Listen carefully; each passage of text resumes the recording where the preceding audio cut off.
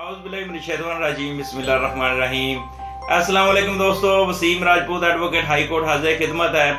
दोस्तों, आज का इंतहाई अहम टॉपिक है पेंशन के बारे में।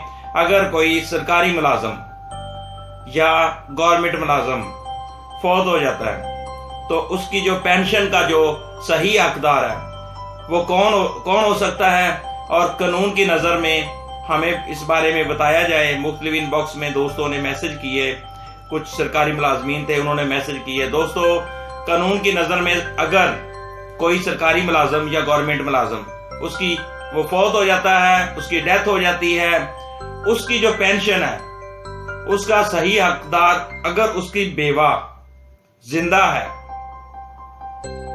तो वो उसकी पेंशन की हकदार होगी, number 1।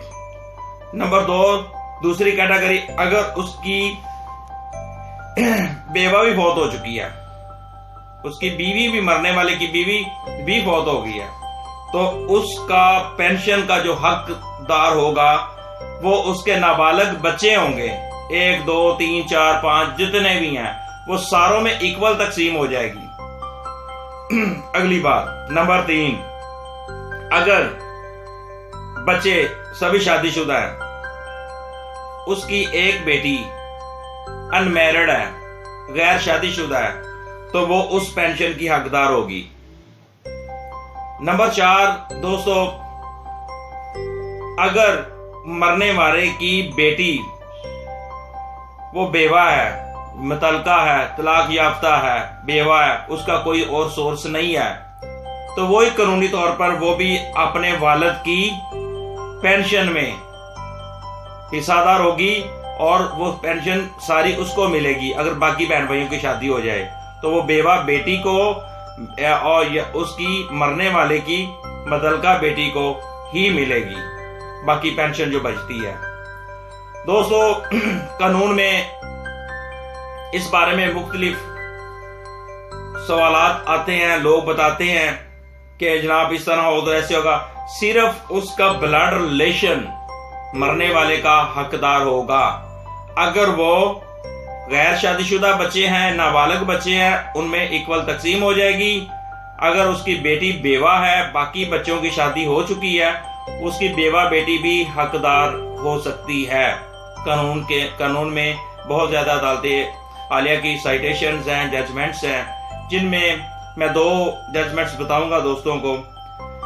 2019 PLC note 13 page 14, 2019 PLC note 13 page 14, एक ये जजमेंट है।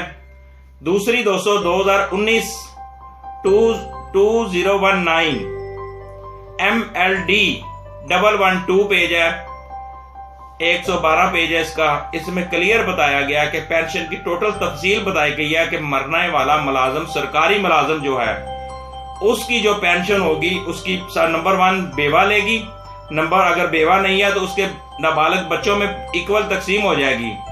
अगर बच्चे भी शादीशुदा हैं, बालग हो चुके हैं, अगर उसकी बेटी गैर शादीशुदा है फिर वो हकदार हो जाएगी।